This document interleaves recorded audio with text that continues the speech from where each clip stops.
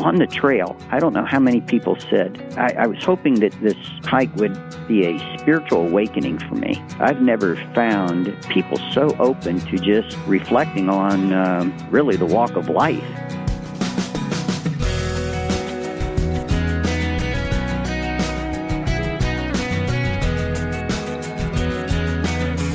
Have you ever considered walking the entire distance of the Appalachian Trail? Our guest did just that, and we'll talk about it here on First Person Welcome. I'm Wayne Shepherd. His name is Craig Clapper. He's a retired part-time pastor and avid hiker with a unique story of ministry on the trail, and you'll meet him in just a moment. Our program exists with the support of the Far East Broadcasting Company for the purpose of telling stories of God at work in our lives. We meet someone different each week who has heard God's call to a unique ministry. Learn more about FEBC's own stories when you visit us online at firstpersoninterview.com and click on the banner for FEBC. That's firstpersoninterview.com. Well, after a career as a pastor, Craig Clapper gave it up to become just another hiker attempting to complete the Appalachian Trail and earn the title of Through Hiker. Along the way, he built relationships that led to many spiritual conversations as he encountered fellow hikers traversing through God's creation. As Craig and I began our conversation, I asked him to recall just how long his trek was. Well, it was 2,186 miles long. It's quite a journey, quite an adventure as well. 2,186 miles. Now, over what period of time did you walk it? It takes about 5 to 6 months to hike it. So it's 14 states, and you go. I started on March 2nd in what was recorded as the coldest, snowiest winter in the Smokies. A lot of time we were hiking in 2 to 3 feet of snow. And you hiked clear through the seasons and ended on September 20th up at the top of Maine, just before the snow was flying again. So went through all the seasons. Wow. Well, we want to talk about the details of such a tremendous experience, Craig. I don't know if I should call you Craig or Hoosier. Let's explain Hoosier, what that means. Through hikers, and we'll need to explain that, that's a person that hikes the entire trail in one calendar year, one fell swoop.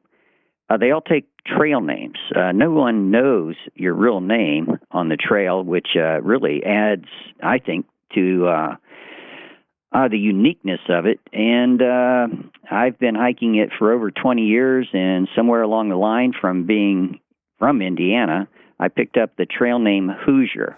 So I am Hoosier on the trail. All right. So should I call you Hoosier or Craig here today? Call me Hoosier. Yeah, Okay, I like Hoosier. Okay.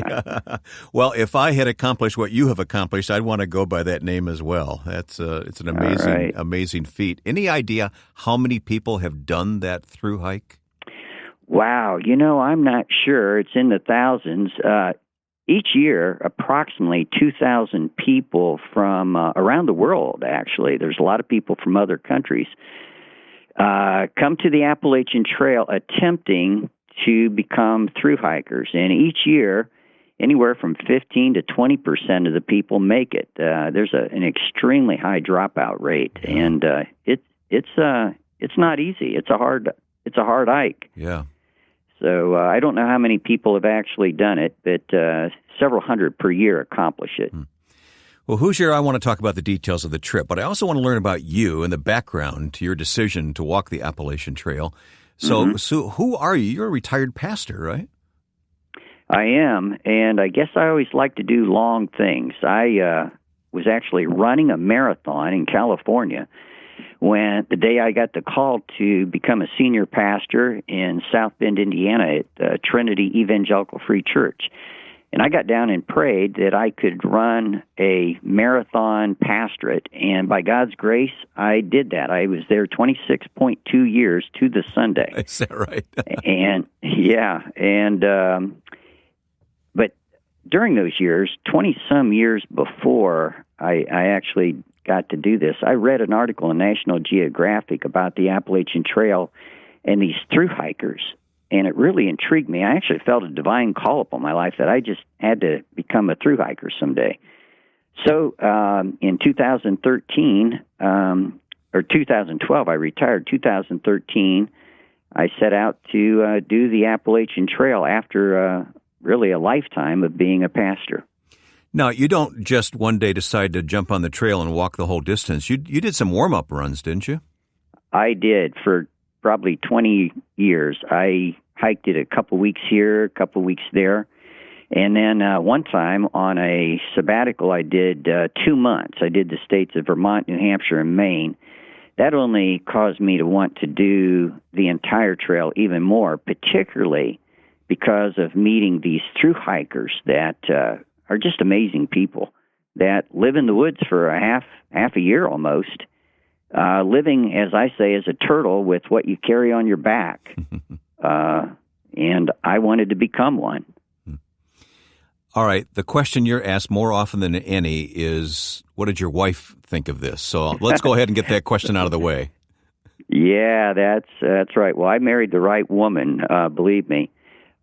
We had talked about this for years and years, that one day I wanted to hike the entire thing. So this was no surprise to her. And so we actually made arrangements for her to do a whole lot of things, visit her family, and my daughter, as it turned out, her family moved in our house with her, and 4 grandkids. So that worked out really well. I will say this, since that hike, I've done quite a few other hikes, but she limits me to 1 month. No more 6-month hikes. So, but I had her blessing for this trip, and so I'm grateful. Now, on the trail, I mean, how often could you talk with your wife or communicate? How did she know how you were doing and that you were alive and well? Yeah. You know, that's interesting. In 2007, when I did the 2 months, I seldom had cell service. But in 2013, that world had changed.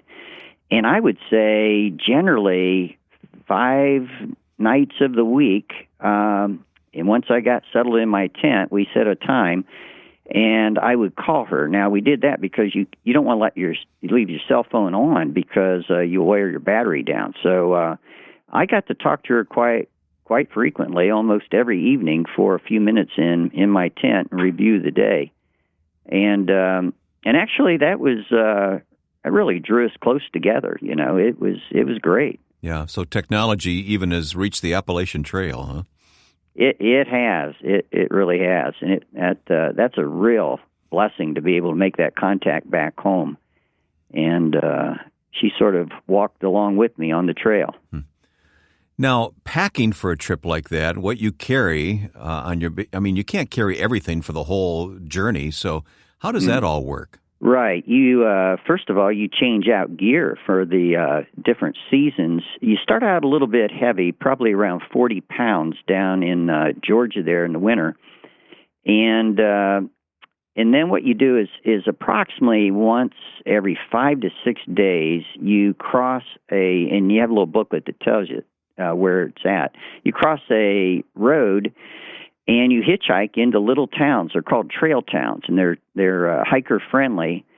And Family Dollars, general dollar stores, and so forth are usually in these little mountain towns, and they know the gear that you need, so they carry it. They have the dried foods and so forth. So you kind of live off these little trail towns as you go along, and some people actually have mail drops sent to them at small post offices along the way. Mm-hmm. But in recent years, that's not been a good thing in that some of these rural communities, the hours are so limited that you arrive in a town and maybe the post office isn't going to be open for a couple of days, and you get stuck in a town. So yeah. These little trail towns, they tend to carry what you need. It's interesting. My wife and I have traveled a bit, and as we come across these little trail towns, as you call them, it's interesting to kind of sit and watch the hikers as they come through. And it's a different ambiance, isn't it? It's a different feel in those communities. It really is, yeah. And they call them trail angels that give trail magic. These little towns along the way really have a ministry to hikers, and a lot of times churches and Christians along the way, knowing that the whole world is coming by their backyard, really reach out to you, and there's some great ministries along the trail that people do. That's fascinating. Trail angels, you call them. I read about them in your book. Do you ever get to take a shower along the way, or do you just have to stop at a stream? That's an interesting topic on the trail.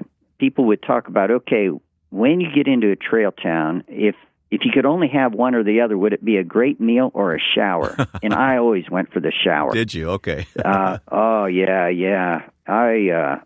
That's probably the thing I missed most about civilized life. I tell you, after about a week in a sleeping bag, it's a toss-up. Either keep your head outside your sleeping bag and your head freezes, or stick it inside and get sick by the smell of yourself, You can get pretty rank in a week in the woods. So you welcome those opportunities to get a hot shower now and again. Yeah, I loved showers. I did.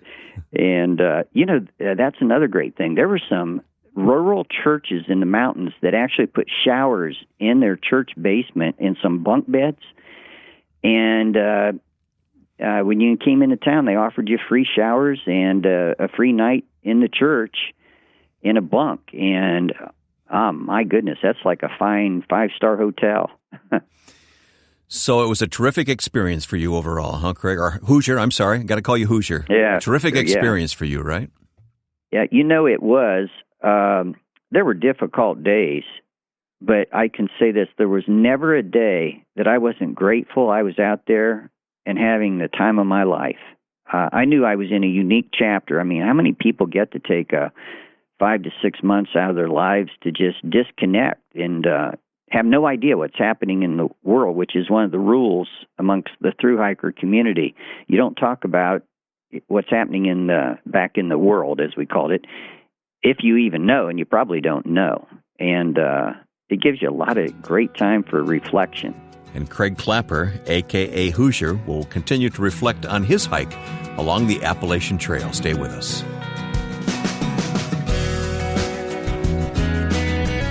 This is Ed Cannon, president of the Far East Broadcasting Company. As you listen to this week's edition of First Person, can I remind you to take a moment and visit the webpage firstpersoninterview.com? Click on the FEBC banner there, and you'll hear stories of God at work in the lives of people touched by the programs produced by our dedicated staff. We take Christ to the world through radio and new technology. For more, go to firstpersoninterview.com and click on the banner for FEBC. My first-person guest is Hoosier. His name is Craig Clapper. He's a retired pastor who was a thru-hiker on the Appalachian Trail. Craig, I didn't ask you this. I hope you don't mind. How old were you when you hiked the trail? Yeah, I was 62 when I started, finished at 63. And obviously, I was one of the older hikers out on the trail. And as a matter of fact, that's one of the sad things. I speak at a lot of men's events, and I have all these men that come up who are maybe in their later 50s or 60s. They're retiring, and they'd say, I would love to do that, but now my knees are shot, my hips are shot. And so I praise God that He gave me the health at that age to do that. Yeah. And how did you train for that? Well, I live beside a state park called Potato Creek State Park in Indiana, and I spent a lot of time in that park with a backpack on, hiking every day. However, let's say I hike a couple hours a day. You can't get in shape before you go to hike because you're going to hike all day long. So you have to get in shape on the trail, in a sense, by hiking all day long, but you better not arrive being out of shape or you're going to drop out awful quickly. And what happens if you turn an ankle or something happens on the trail? Yeah, that happens, and boy, you just and this is one of the wonderful things on the trail. You really were sad when you heard that someone was we called it off trail. And I knew a lot of guys much younger and stronger than me that didn't make it, a lot of them, young guys. And there's 5 million steps approximately, they claim, and it only takes one bad one. Now, I took a bad step every day. I'm sure I fell down every single day. Is that right? Thru hiker does. Wow. And but thankfully, I never got injured. And sad to say, I know a lot of guys that did get injured, and some could heal up and get back on the trail. But you're under a time pressure because you have to complete it by early October. They won't let you complete it because of the ice that's on Mount Katahdin up at the top of Maine. So you're under some time constraints. Yeah, and the terrain, we haven't talked about that at all, but I know it varies greatly, but it's pretty rough at times. I recall you called it Rocksylvania in your book. Yeah. Yeah, interestingly, you take the White Mountains of New Hampshire, they're much harder than Pennsylvania, but I think most thru hikers, and many would say that Pennsylvania was the toughest state because it's made up of this loose shale for miles that just rips your feet up, your ankles, cuts your ankles, bruises the bottoms of your feet, and they call it Rocksylvania, Painsylvania, and Sprainsylvania. And sounds tough. So Pennsylvania is not a favorite state, but you have to go through Pennsylvania. It's part of the journey. It's part of the spiritual lessons you learn. You don't finish the Christian life without going through some rough miles. I'm glad you mentioned that because I want to talk about the spiritual lessons you learned. This wasn't just a walk in the woods for you, was it? This was a calling, as you described it? It truly was. There were 5 major lessons that I've come up with that I learned on the trail that really apply to the Christian life. The first one is to walk light. The book of Hebrews says it uses race rather than walk, but it says lay aside every weight and sin that clings so closely to you. Right away, the very first thing you learn when you begin this trail, you want to be as light as possible. A question that people ask each other is, what's your pack weigh? And you actually brag about how light your pack is. The other lesson is that you walk right. You stay on the Appalachian Trail.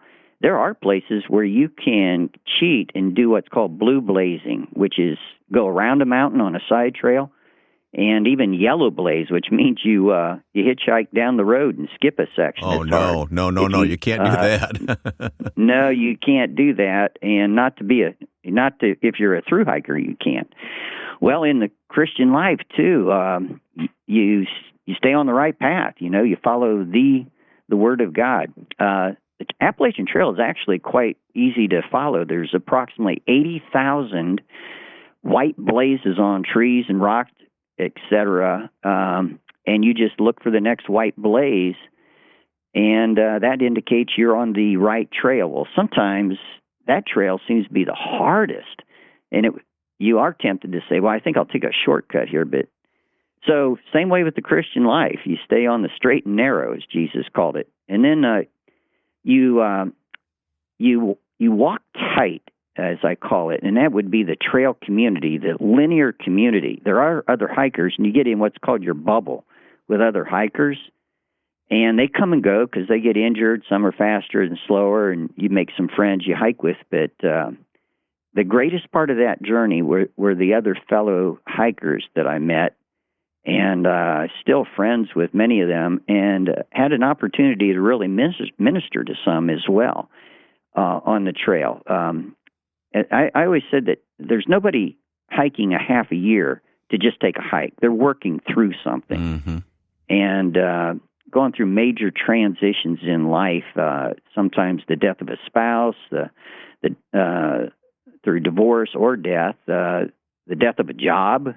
I met several men in their 50s that were very, very wealthy and quit their jobs to take a hike to figure out what to do with the rest of their lives. And they were very open to spiritual conversations. And even in Hebrews, it keeps saying, let us lay aside every weight. Let us do this and that. It's the Christian life is communal as well. And then to walk with delight, to enjoy the journey. A question toward the end that people would say is, are you still enjoying the journey? And a lot of hikers weren't, because it was tough. But as I shared earlier, I was just so grateful to be out there and being able to do this. I've never wept for joy this is sad to say, until I hiked the Appalachian Trail. There were times where I just stood and wept because life was so good, the scenery, the smells, the sights, and I think God wants that more so out of us. The rabbis teach that we'll answer to God for not enjoying all the good things He gave us in this earthly journey. And I can truly say on the trail, I learned to just walk with delight and enjoy the journey, no matter how difficult it was at times. And then the final one is to walk with the end in sight. You were told that there was an end to this trail up at the top of Maine at a huge, beautiful mountain called Mount Katahdin, which means the Great One. And it was amazing. At about 132 miles away on a clear day, I saw Mount Katahdin. Wow, that far. It really does. It was amazing. It really did exist. Yeah, it was crystal clear up in the top of Maine there. Now, that means you got probably 10 days before you get there. But in the Christian journey, we always have to keep the end in sight. We're citizens of another country. One day we will come to our last mile of our Christian walk, and we'll finish this journey, and then hopefully we'll hear the words, "Well done, thou good and faithful servant," that we were truly a through hiker, that we didn't yellow blaze or blue blaze. We stayed true to the trail and the Jesus trail and honored Him with our Christian walk. And so those are some of the lessons that I've learned. Those are great lessons, Hoosier. They really are. I appreciate you sharing those. And they're in your book, of course, as well. And we'll mention the book on our website, firstpersoninterview.com. You mentioned briefly some of the people you met on the trail, and I wish we had more time to talk about them. They're such unique personalities. And I know you weren't supposed to talk about occupations and their life outside the trail too much, were you? No, you weren't. What happens is if you started hiking, putting in hundreds of miles with a particular hiker, eventually you'd say, what'd you do to put bread on the table back home?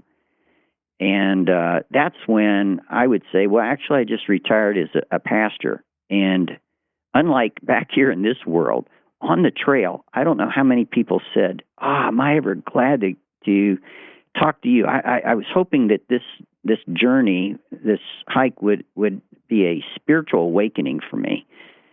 And, then you're off to the races. And I've never found, you had a unique group of people out there, but people so open to just reflecting on really the walk of life. Why are we here and where are we going? Things like that. Walking the Appalachian Trail had to be a very unique and difficult experience, and yet Craig Clapper did it, giving God the glory as he went. If you'd like to read more about his experience, Craig's book is titled Legging It, Life Lessons Learned Through Hiking the Appalachian Trail.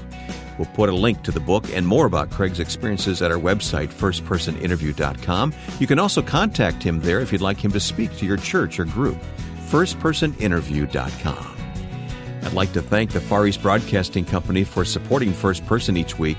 Learn more about FEBC at firstpersoninterview.com. Next week, our guest will be Charles Morris of Haven Today, who will tell us of his interviews with Christians persecuted by ISIS in the Middle East. Until then, and with thanks to my friend and producer Joe Carlson, I'm Wayne Shepherd. We invite you to join us again next time for First Person. We'll see you then.